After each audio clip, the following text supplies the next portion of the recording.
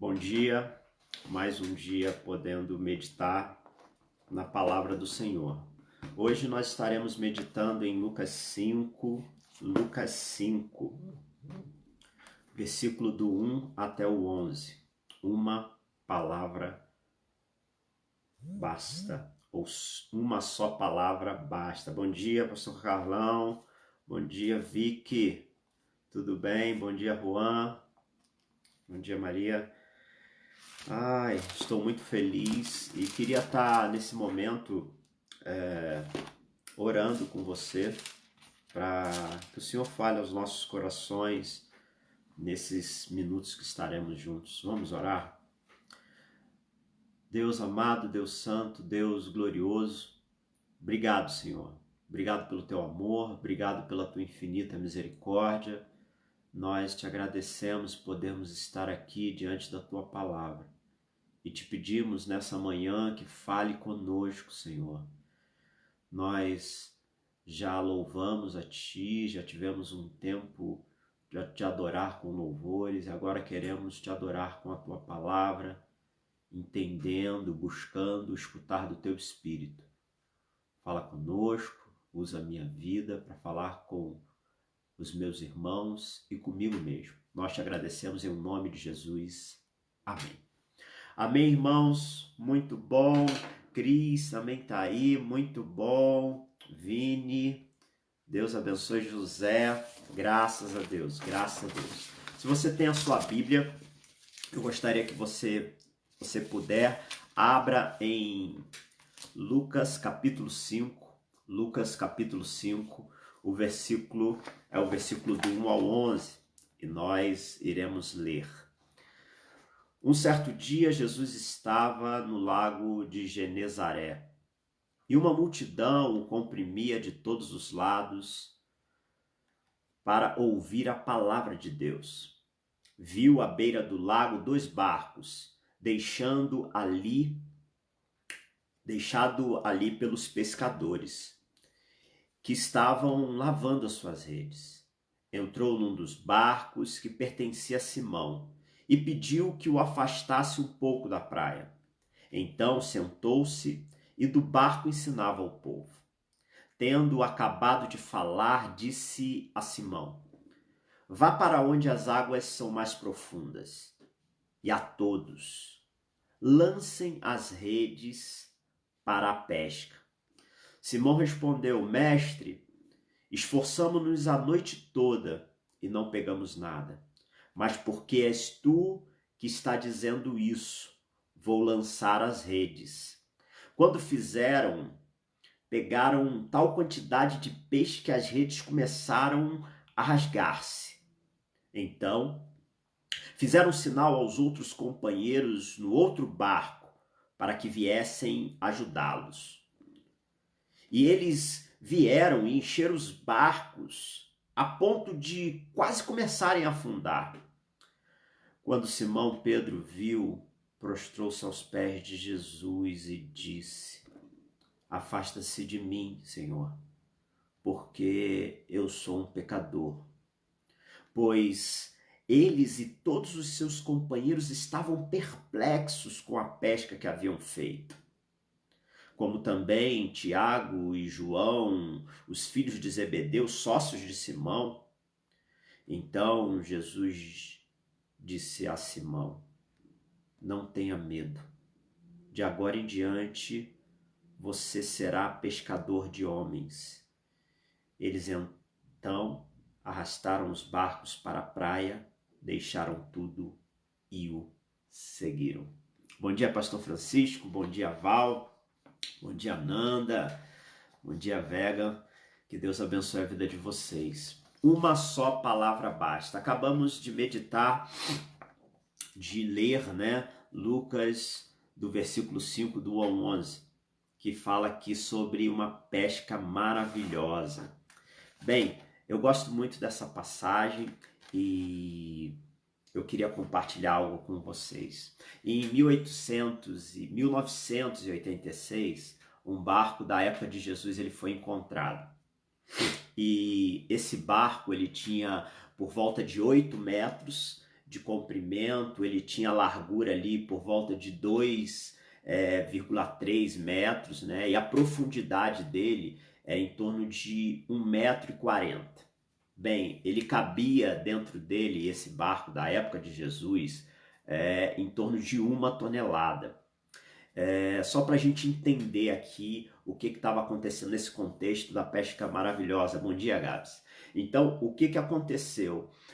Aquele barco, em 1986, ele foi encontrado. A lama que cobriu o barco acabou preservando boa parte desse barco, né? Boa parte da estrutura desse barco.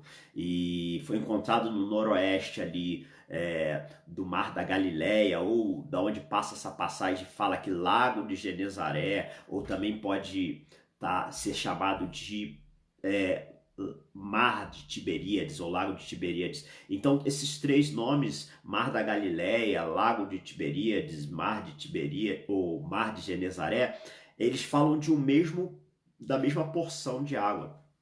A gente teve a oportunidade de ir até o Mar da Galileia e lá a gente viu justamente esse barco os nossos instrutores eles falavam quanto foi difícil tirar esse barco do fundo ali do Mar da Galileia, porque o medo deles era que o barco, a estrutura se destruísse. Então, devido a ser um barco relativamente grande para levantar, 8 metros, não é tão grande, mas para levantar tinha medo de quebrar. Então eles usaram uma técnica lá que a gente pôde ver, que eles injetaram espumas, uma empresa com essa técnica, injetaram espuma naquele barco e trouxeram acima.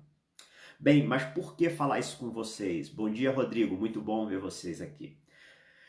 Por que falar isso com vocês? Porque a gente está falando dessa pesca maravilhosa e para a gente justamente poder entender a quantidade de peixe que eles pescaram.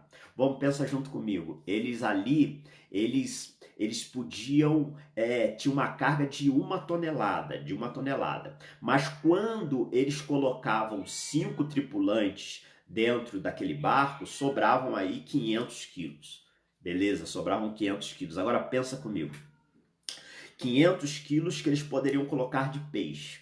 Mas o barco que eles estavam não estava suportando. Então eles tiveram que chamar outro barco.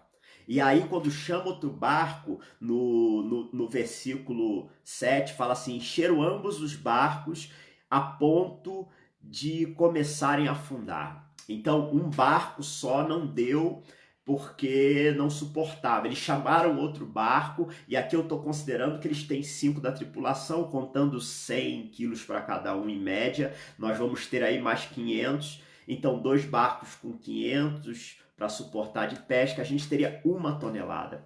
Imagina comigo, muito peixe, gente, mas muito peixe. Eu estou vendo a Tamisa aqui, bom dia. A Tamisa está na Bahia, então ela vê, provavelmente, dependendo do lugar, pescadores. E também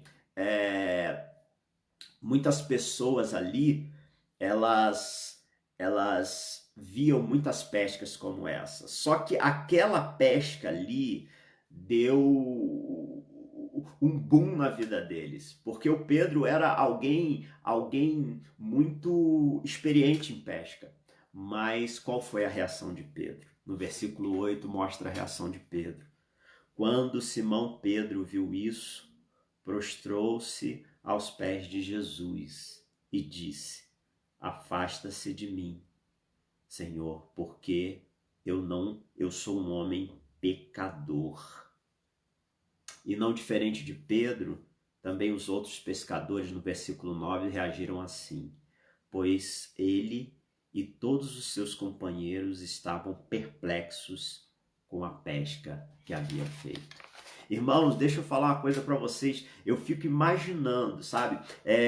Talvez vocês não saibam, mas os nossos amigos, pastor Francisco, o pastor Carlão, eles também se aventuram na pesca com o nosso irmão André.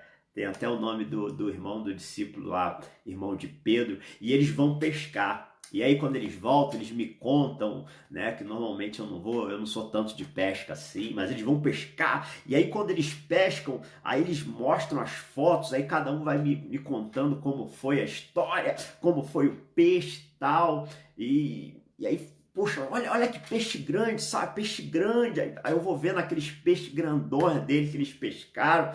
Interessante que o peixe maior, né, aquele grandão, todo mundo tira foto com o mesmo peixe.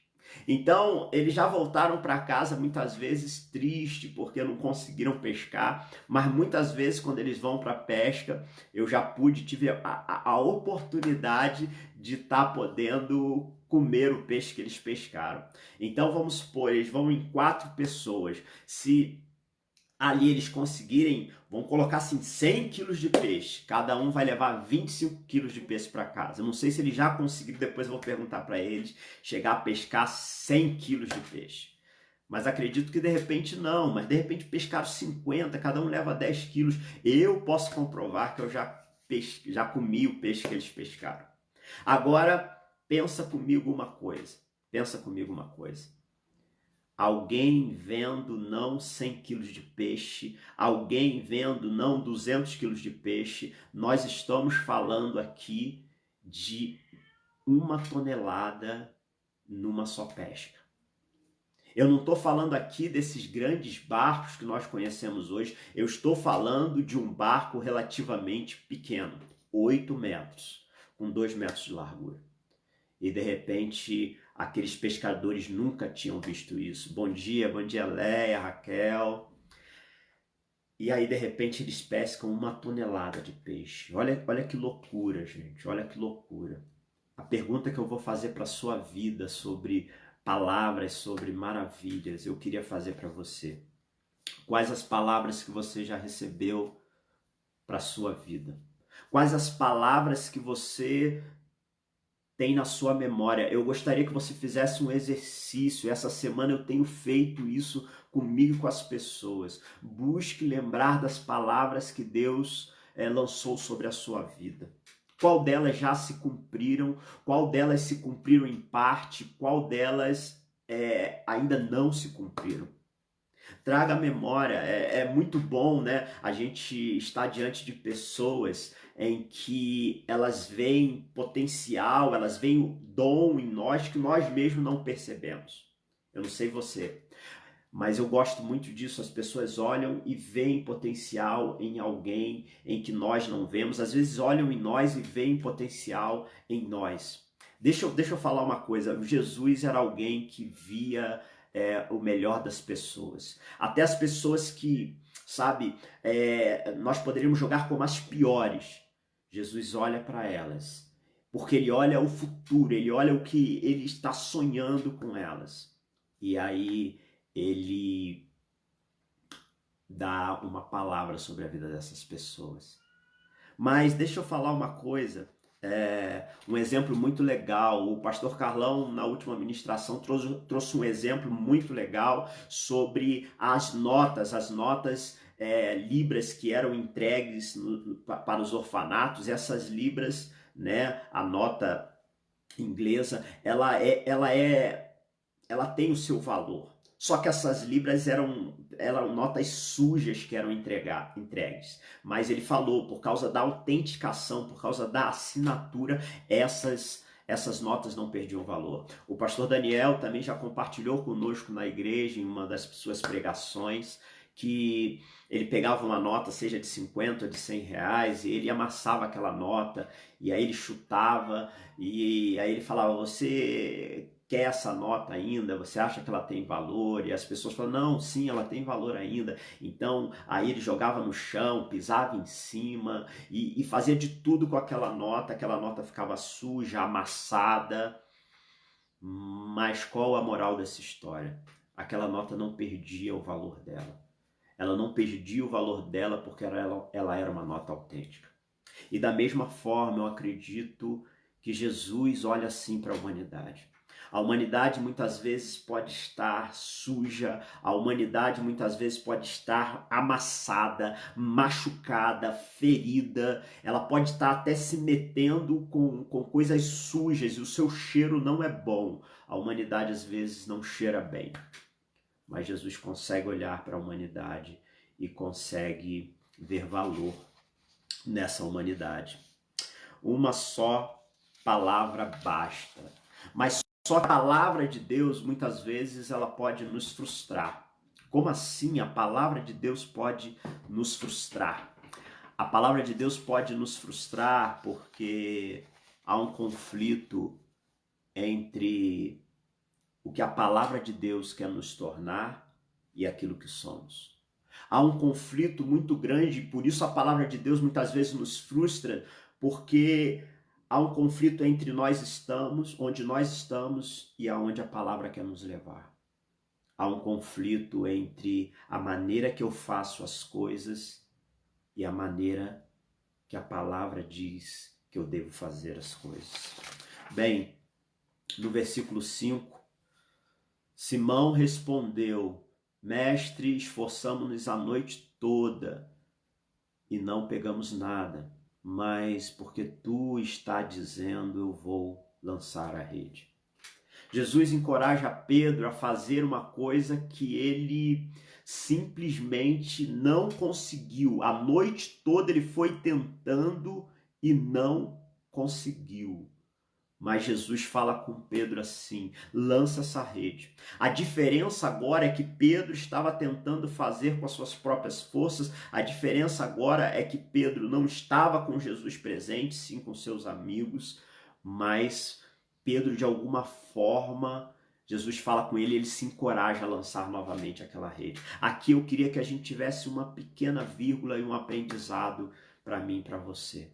Muitas vezes você deve saber pela sua vida, mas eu vou falar pela vida de pessoas que estão ao seu redor. Muitas vezes uma palavra na vida de uma pessoa, você vai estar mudando a vida daquela pessoa. Muitas vezes, simplesmente, você estar junto, mesmo sem saber o que fazer, você já vai fazer toda a diferença numa situação que uma pessoa está vivendo. Amigos, pensa comigo. Jesus fala uma palavra para Pedro e ali ele faz uma pesca maravilhosa. Só que o final dessa passagem que nós lemos, ela parece não ter tanto sentido. Porque no versículo 11, fala assim: eles arrastaram os barcos para a praia, deixaram tudo e o seguiram. Para mim parece que às vezes não faz sentido. Eu fico imaginando a cabeça de Pedro. Eu mesmo teria algumas ideias, parece que não faz lógica. Eles fazem uma grande pesca e Jesus fala com eles para largar tudo. E eles largam tudo e seguem a Jesus. Parece não fazer lógica. Eu mesmo teria algumas ideias muito legais para dar para Jesus. Eu fico imaginando o que passou na cabeça de Pedro. Eu falei: Jesus, olha, eu teria uma ideia. Eu falava: Jesus, deixa eu te dar uma ideia aqui, Jesus. A gente não precisa ficar pescando realmente direto, mas se a gente fizer uma pesca dessa por semana, a gente já garante todos os recursos que o ministério precisa. Jesus não precisa todo dia. Vamos supor, se você não quiser toda semana, a gente faz de 15 em 15 dias. Eu daria uma ótima ideia para Jesus. Mas Jesus fala para Pedro e fala assim: deixa tudo e me segue. Sabe, muitas vezes a palavra de Deus parece não fazer sentido. Muitas vezes as situações que ocorrem nas nossas vidas parecem não fazer sentido. Jesus fala com eles: não temam, eu os farei pescadores de homens. No versículo 10, no seu final, ele diz para Simão Pedro: não tenha medo, de agora em diante você será pescador de homens. Que palavra é essa? Talvez eles não tenham entendido muito bem, talvez eles não compreenderam muito bem, mas foi a palavra que bastou para eles largarem tudo e prosseguir. O interessante é que essa palavra não tem a ver com o que eles deveriam fazer, essa palavra não tem a ver com o que eles ganhariam, mas essa palavra tem a ver com o que Jesus os tornaria. Sabe, eu vejo o testemunho dos meus irmãos e amigos e vejo o quanto às vezes uma palavra simples mudou a vida deles. Quais as palavras, ou qual a palavra de Deus, qual o versículo Qual a música, qual o louvor que de repente fez a diferença na sua vida? E que de repente você se esqueceu. Eu peço que você exercite e lembre, traga à memória a palavra de Deus sobre a tua vida, aquela palavra que você tem convicção que foi de Deus, que ela veio se confirmando, e pessoas que não sabiam em lugares diferentes confirmaram ela, ou aquele versículo que hora ou outra você está na época da sua vida e você volta para ele, e essas pessoas e esses versículos, eles vão se confirmando na sua vida. Eu tomo a liberdade de falar para vocês alguns testemunhos da vida dos meus irmãos sobre palavras. O pastor Carlão tem uma palavra muito simples que ele dá o testemunho, vez ou outra.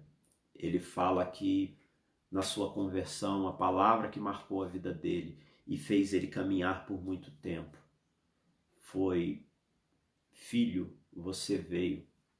Quando ele está num monte, e ele me corrige depois se eu estiver errado, ou você bate um papo com ele e ele falará mais. De repente, ele está lá num monte orando, e ele queria uma palavra do Senhor. Eu sei que a palavra que veio para a vida dele, que ele fala, é: filho, você veio. E essa palavra marcou a vida dele, porque essa palavra carregava uma convicção que não era a palavra de homem qualquer, mas era a própria palavra de Deus, através do Espírito Santo, falando ao coração dele. Quais as palavras de Deus para a sua vida? Eu lembro do pastor Daniel também contando um pouco do testemunho dele. Foi isso mesmo, né, pastor Carlão?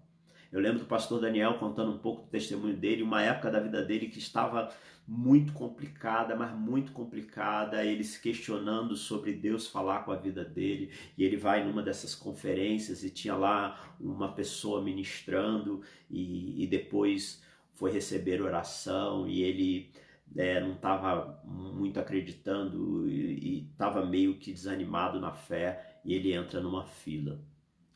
E ele tinha algo que ele queria que Deus confirmasse na vida dele. E ele recebe uma palavra. Ele recebe uma palavra que falava assim para a vida dele, bem simples: eu te amo, filho, eu te amo. E aquela palavra trouxe algo de renovo sobre a vida dele. Trouxe algo que reestruturou todo novo pensamento. Eu lembro também do pastor Francisco, em um dos retiros nossos, Peniel, em que recebeu uma palavra, não só ele, mas a família dele, que se eu não me engano, um pastor amigo desse Peniel virou e falou: eu vejo uma família sacerdotal. Para palavras que podem parecer simples, mas se você for conversar com o pastor Daniel, com o pastor Carlão, com o pastor Francisco, você vai ver o quanto as palavras carregavam a presença do Senhor. Quais as palavras de Deus para a sua vida? Qual a palavra que você recebeu? Você sabe. E eu sei que eu queria muito que você compartilhasse comigo. Eu queria muito, o pastor Francisco está falando que é isso mesmo. E eu chego a me emocionar porque muitas delas se cumpriram, muitas delas se cumpriram em parte, outras delas não se cumpriram, mas se foi palavra de Deus, ela já se cumpriu.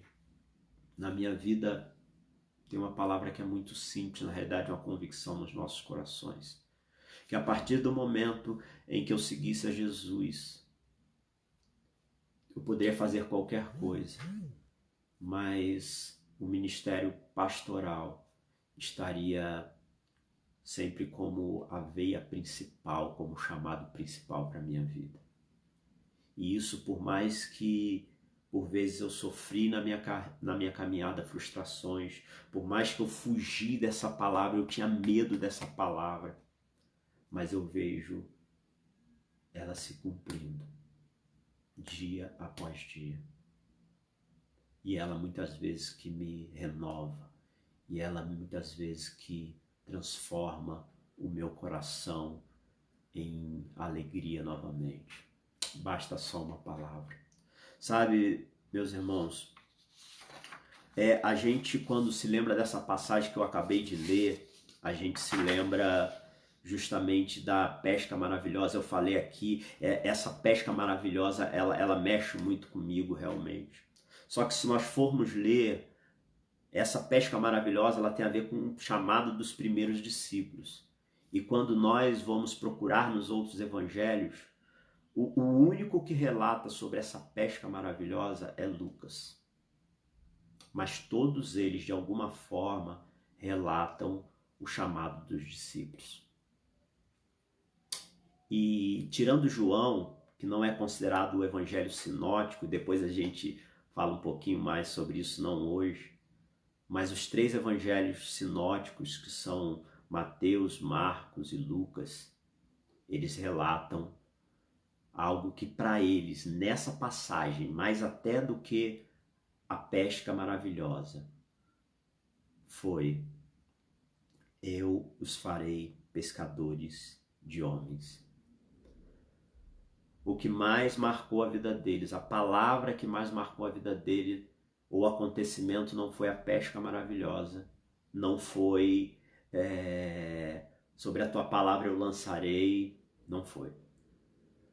O que mais marcou a vida de, pelo menos que relataram e fizeram questão de relatar todos eles, Mateus, Marcos e Lucas, foi: eu os farei pescadores de homens.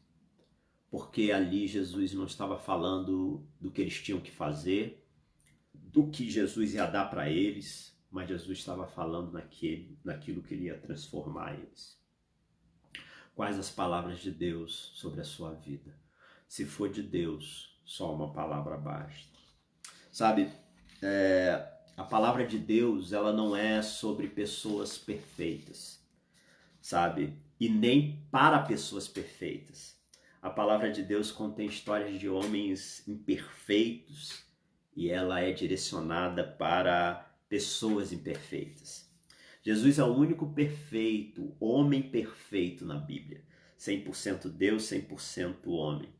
E ele mesmo vai dizer em Marcos 2,17: não são os que têm saúde que precisam de médicos, mas sim os doentes. Eu não vim para chamar os justos, mas os pecadores. Qual as palavras ou a palavra de Deus que você tem sobre a sua vida? De repente, você está esperando uma palavra, uma nova palavra, um novo acontecimento. Mas possa ser que o que você precise não é uma nova palavra. O que eu e você, de repente, precisemos seja de relembrar palavras ou palavra que eu e você já havíamos esquecido nessa caminhada. Sabe, Jesus, ele vai dizer uma coisa em João 14:26. Mas o Conselheiro, o Espírito Santo, que o Pai enviará em meu nome, lhes ensinará todas as coisas e lhe fará lembrar tudo o que eu lhe disse. Que o Espírito Santo nos lembre do que Jesus nos disse.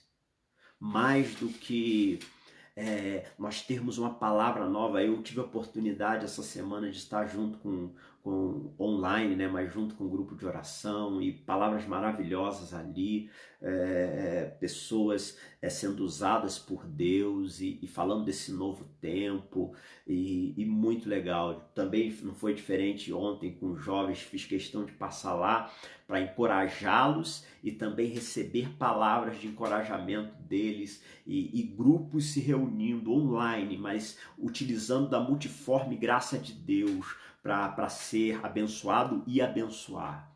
E sabe, a gente estava falando sobre várias coisas. A gente falava sobre a história de Raabe, a história de Ruth, pessoas que quebraram caminhos que pareciam caminhos de maldição para se tornar caminhos de bênção. E isso que a Boa Nova faz, isso que o Evangelho faz. Qual a palavra de Deus sobre a sua vida? Qual o chamado de Deus sobre a sua vida?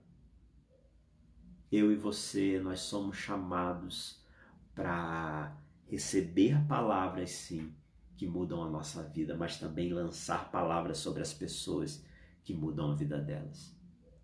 Já partindo um pouco para o final, sabe, talvez os discípulos esperassem que no ministério de Jesus, como eu falei, tivessem várias pescas maravilhosas como aquela.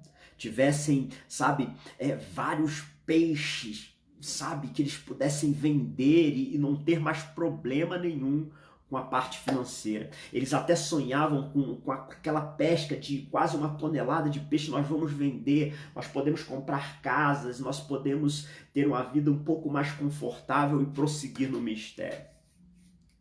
Mas você não vê relatos mais de pescas maravilhosas. Jesus é crucificado. Jesus ressuscita. Mas só que o quadro ali, pelo que os estudiosos explicam, é um quadro entre os discípulos de desânimo.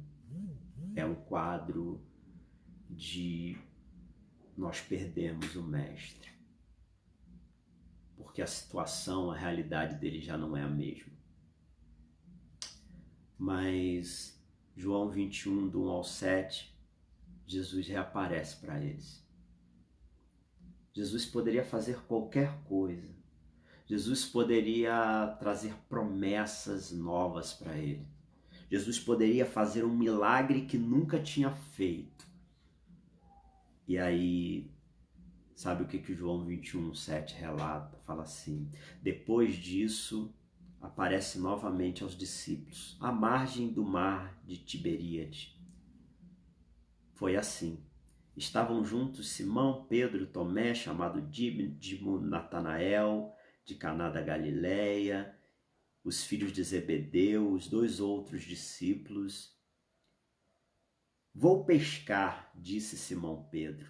E eles disseram, nós vamos com você. Eles foram, entraram no barco, mas naquela noite não pegaram nada. Ao amanhecer, Jesus estava na praia, mas os discípulos não o reconheceram. E lhes perguntou, filhos, vocês têm algo para comer? Não, responderam ele.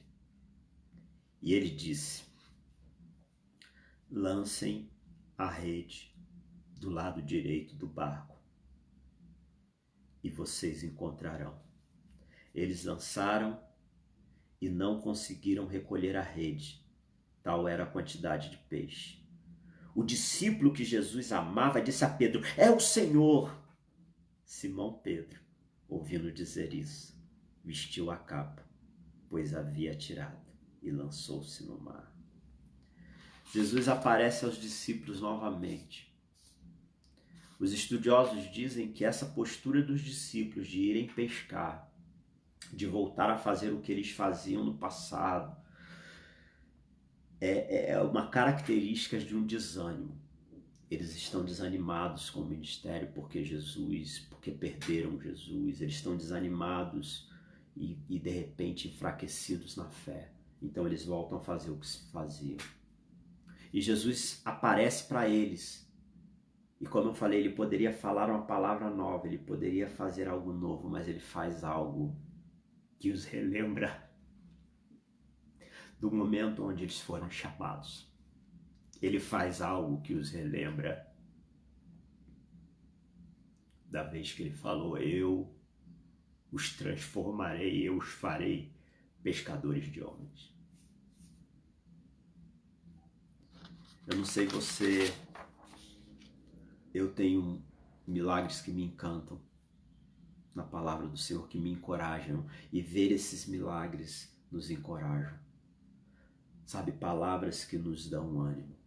Mas o que Jesus faz aqui, ele faz algo para relembrar aqueles discípulos que ele prometeu algo para eles.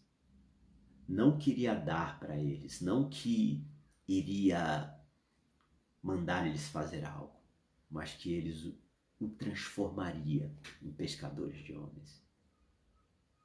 E Jesus está relembrando para eles algo que de repente já estava esquecido dentro deles. Os milagres, os sinais, eles não têm um fim em si mesmo. Eles sempre apontam para algo. Eles sempre direcionam para algo. Um dos sinais que eu mais amo é quando em Marcos 4:41 Jesus para o mar e a tempestade. Por quê? Porque ali Jesus está mostrando para os discípulos que ele é mais que um homem sábio, que ele é mais que apenas um homem que cura. Ele está mostrando que ele é o Filho do Deus vivo, que ele é o próprio Deus encarnado. Em Marcos 4:41, os discípulos falam assim: e sentiram grande temor e diziam uns aos outros: mas quem é esse que até o mar e o vento lhe obedecem? Nessa passagem, os discípulos, eles veem que não estão falando apenas com um homem, eles estão falando com o próprio Deus encarnado. E por isso eu amo, porque ela referencia para algo. Sabe, nós estamos vivendo momentos em que a maioria de nós, de repente, não queria estar vivendo. A frase que eu mais tenho escutado e que às vezes eu mesmo tenho falado é: quando tudo voltar ao normal. Bom dia, Má. Quando tudo voltar ao normal. É a frase que eu tenho mais escutado. E essa frase ela tem falado em vários contextos. Contexto de justificativa, contexto de esperança. Quando tudo voltar ao normal. Eu também espero a retomada de algumas coisas. Eu também espero. E também perdi algumas pessoas próximas que eu não pude nem me despedir. Esse momento tem sido um momento em que a gente sente falta, eu mesmo, os meus parentes biológicos, né? Minha família biológica, para falar assim, está no Rio de Janeiro, bem distante, eu não consigo vê-los. Esperando uma oportunidade para poder vê-los, mas eu estou há meses sem ver a minha mãe, os meus irmãos, que eu amo tanto, quando eu amo vocês que são minha família. Mas essa palavra não pode ser a palavra principal da nossa vida quando tudo voltar ao normal. Porque todos nós sabemos que nem tudo voltará ao normal. Nem tudo voltará como era antes. E se voltar, algumas coisas demorarão para voltar. Mas tem uma coisa que não muda. Algo que não muda e nunca mudará. E é a palavra de Deus. Então a minha oração para mim e para você essa manhã é que o Espírito Santo, como lemos aqui, nos faça relembrar de palavras de Deus que foram lançadas sobre a nossa vida. Porque se foi de Deus mesmo, elas se cumprirão. A despeito das circunstâncias, a despeito do nosso medo, a despeito da nossa ansiedade, a despeito da nossa fraqueza. Se Ele falou, se cumprirá. Os discípulos, eles não queriam aquela realidade que eles estavam vivendo. Como assim ficar sem o mestre? Como assim o mestre? Não. Havia uma palavra sobre eles também. Eis que estarei convosco, eis que estou convosco até a consumação dos séculos. Não, mas nós queremos o Senhor corporeamente, nós queremos o Senhor aqui. Não vai para a cruz, não vai. De repente nós estamos lutando com a realidade que nós estamos vivendo agora e nós queremos, não, eu quero que tudo volte ao normal, eu quero que tudo volte ao normal.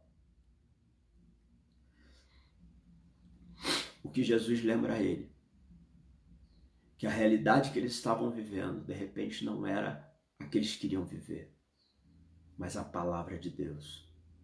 continuava sendo viva, poderosa. E ela se cumpriu, estava se cumprindo e se cumprirá. Que Deus nos lembre e você lembre pessoas das palavras de Deus que foram lançadas e semeadas sobre a vida delas. Mas não qualquer palavra, aquela que nós temos convicção. Em João 1,12 nós podemos lembrar: todos os que receberam deu o poder de ser chamados filhos. Isso é uma promessa, é uma palavra verdadeira. Porque a despeito das circunstâncias, se for palavra de Deus, uma só palavra basta. Vamos orar. Deus, obrigado, Senhor. Obrigado porque eu estou aqui com vidas, algumas que podem estar até pensando que não receberam ou estão aguardando uma palavra. Mas sabe, só delas estarem aqui me escutando é porque foi a partir de uma palavra que o Senhor moveu a fé delas para poder ouvir essa palavra. Então, Senhor, eu peço, a começar de mim, relembre palavras. Relembre, Pai amado, palavras que foram lançadas sobre a minha vida. Relembre versículos que marcaram a minha história. Relembre versículos, canções que marcaram a história dos meus irmãos. Relembre palavras que foram lançadas sobre a vida deles. Porque se foi sua palavra, uma só basta. Eles não precisarão ficar aguardando, porque eles já têm essa palavra sobre a vida deles. Então, Pai, pode ser que a nossa realidade não seja a que nós queremos, possa ser que nós demoraremos chegar aonde nós queremos. Eu sinto falta de estar próximo dos meus irmãos. Talvez nós comecemos a estar um pouco mais próximos em algumas fases, mas demorará e de repente nem voltará a ser como era. Mas a tua palavra não muda. E tem coisas, Senhor, que o Senhor já nos tornou. Nós já somos os seus filhos, se assim nós o recebemos. Então nós temos o direito, nós temos o poder de sermos chamados teus filhos. E isso muda toda a nossa história. Então possa ser, Senhor, que às vezes eu desanime, os discípulos desanimaram. Possa ser que às vezes os meus irmãos desanimem, que eles tenham medos. Os discípulos que estavam com o Senhor caminhando tiveram, a despeito das circunstâncias, eles tiveram medo. Tiveram desânimo. Mas o Senhor deixou a promessa do teu Espírito, que nos relembraria tudo que o Senhor nos ensinou. Então relembre os meus irmãos. Traga paz, traga consolo, traga cura. Traga esperança e renova as forças para que eles possam continuar fazendo aquilo que o Senhor os chamou para fazer. Muito obrigado, em nome de Jesus. Amém e amém. Que Deus abençoe a sua vida grandemente. Vou me despedindo do pessoal do Face. Desculpa se passei um pouco do horário. Mas que Deus abençoe grandemente a sua vida. Se você quer estar conosco hoje às 5 horas, nós estaremos celebrando a ceia, né? Num ambiente virtual, mas junto com irmãos e cada um tendo os elementos da ceia com a sua própria família no seu lar. E é uma oportunidade que nós temos tido nesses meses. Que Deus abençoe a sua vida. Um forte abraço.